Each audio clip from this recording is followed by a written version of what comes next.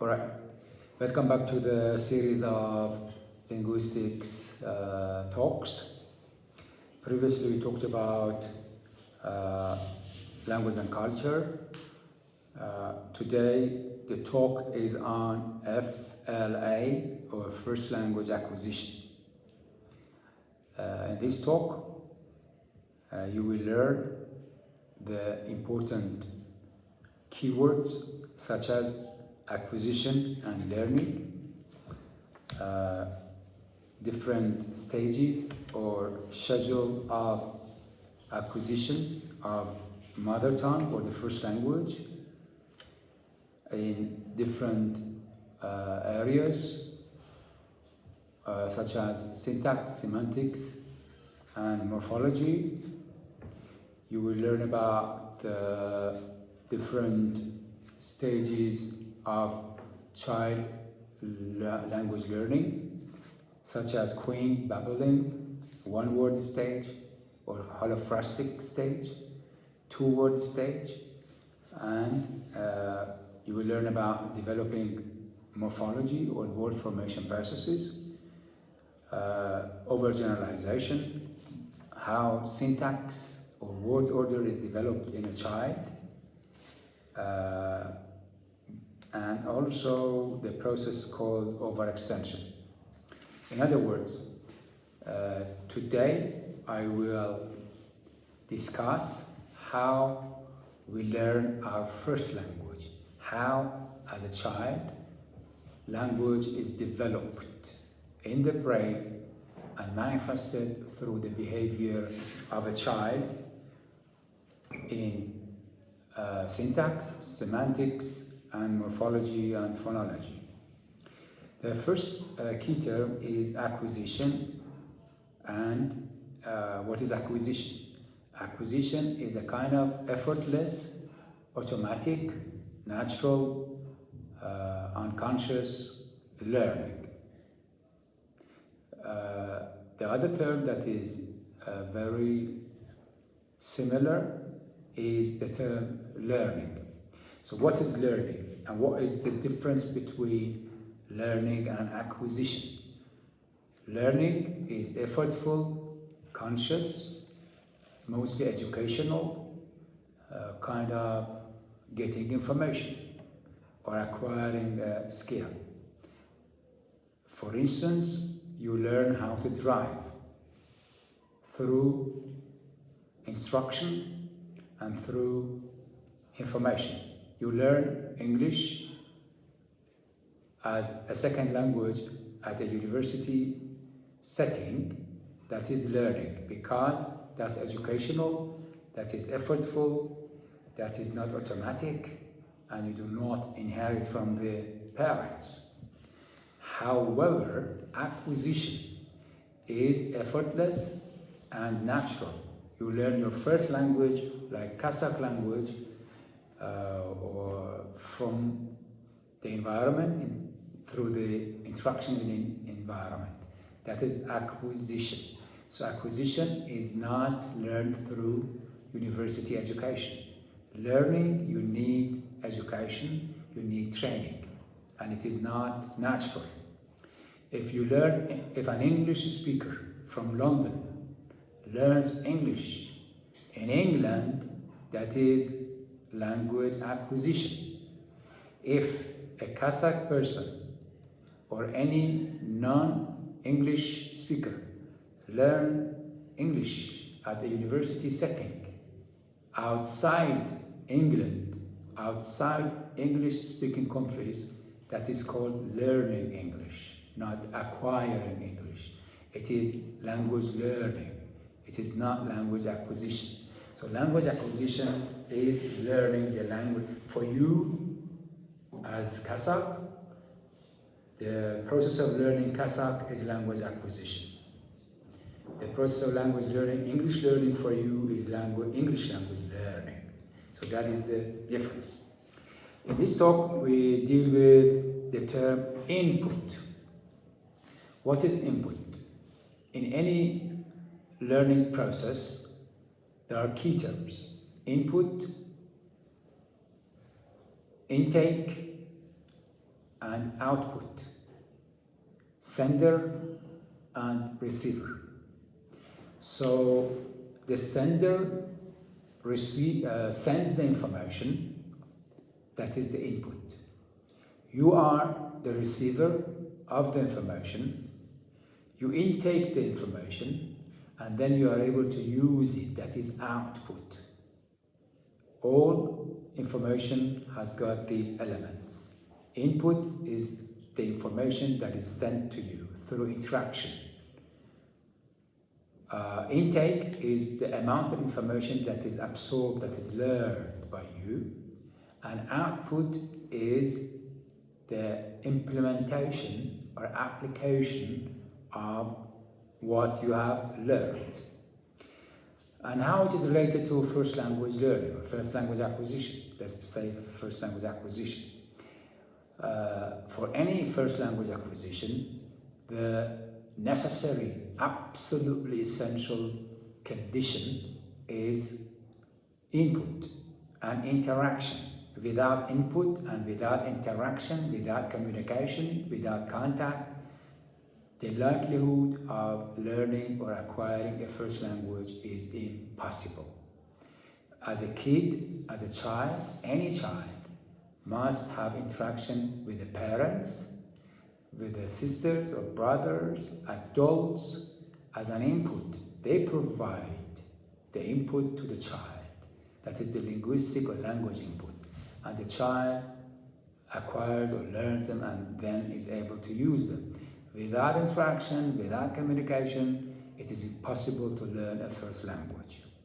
That is the reason why the kids who are left in jungles for any reason, unattended to, in isolation, are not able to speak. So I talked about the input. The next important discussion is the idea of acquisition schedule or acquisition sequence. The sequence of acquisition or the order of learning language in syntax, in semantics, in morphology and phonology. There is a universal genetic sequence for all the kids. It is the same. So the sequence is first in terms of speech is cooing, then babbling, then one word or holophrastic stage, two word stage, and then normal speech. So any child, irrespective of where he or she is from, the first stage of speaking is called cooing, C-O-O-I-N-G. So that is the first month. So the child starts from some vowels like I, U, K, G, universal. All the kids all over the world have got the same, produce the same cooing. And it's because it is like K and G, they will call it cooing. The next stage of language production by a child is referred to as babbling. The babbling is refers to the production of language the first year. And the child starts using double diphthongs and words like papa, mama, gaga. These are used in babbling stage. The next stage of language production is one word stage or holophrastic stage. At this stage, the child learns to use one word instead of a sentence. For instance, instead of saying, I need milk, the child at one word stage only says to the mom, milk, which means I need milk. One word stage or holophrastic stage. Or ball, which means I like to kick the ball, for one word stage. The next stage is two word stage, that is application of two words together. And that is basically the period of between 18 months to 20th month. So that is called two-word stage and application of two words for the whole sentence. For example, baby chair, which the kid or the child basically utters baby chair, referring to this chair belongs to the baby, or give me the baby chair. This is two-word stage. The next stage is this was actually the acquisition, the first language acquisition schedule or sequence. So it is queen, babbling, one-word stage and two-word stage, and then complete sentences. Now I talk about the developing morphology. What is morphology? Morphology is the word formation processes. I reckon that in the previous talks we talked about different morphological processes or word formation processes, such as acronyms, blending, talked about conversion, what's that? Compounding, conversion, what else? Back formation, hypochorism, thank you for helping me. Hypochorism, all of them we talked about the previous meeting. So how morphology develop? How does morphology develop in the child? There is a very important process that is called overgeneralization. At this stage, the child has got limited vocabulary. And also, in terms of syntax, the child, for instance, learn how to produce the third person in grammar and how to use past tense, such as ed, and then overgeneralizes the word to other incorrect examples. For instance, the child learns to say, to use S. For example, she studies English. And then ed, she studied English. However, she overgeneralizes, or the child overgeneralizes the rule to even irregular verbs. For example, she says, she writed a letter. That is overgeneralization. She writed a letter, which is wrong. But later on, through the interaction and negative feedback from the environments, from the parents, then this application is reduced to the proper grammatical application.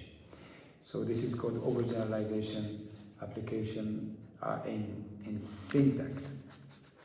So in developing syntax as the word order, an important process is how does a child learn to formulate questions.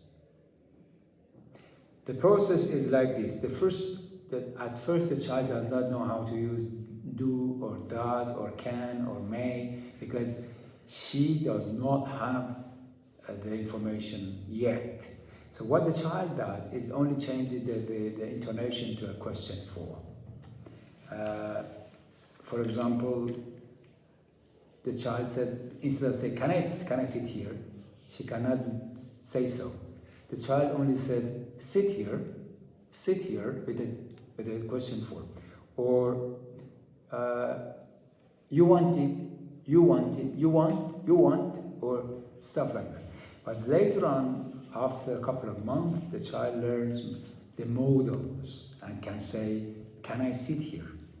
Do you want my pen, for instance?